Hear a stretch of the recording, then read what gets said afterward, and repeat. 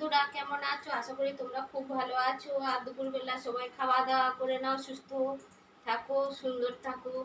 আমি আমার ছেলেকে আনতে যাচ্ছি, তাই কাপড় পরলাম। এই যে কাপড় পরে এই যে চুল টুল আজরাচ্ছি। তো একটা কথা বলবো বলেও আবার তোমাদেরকে জানাচ্ছি। রেগুলারই তো ভিডিও করি, এই যে ভাববে বৌদি আবার ভিডিও করে আবার বলে এটা।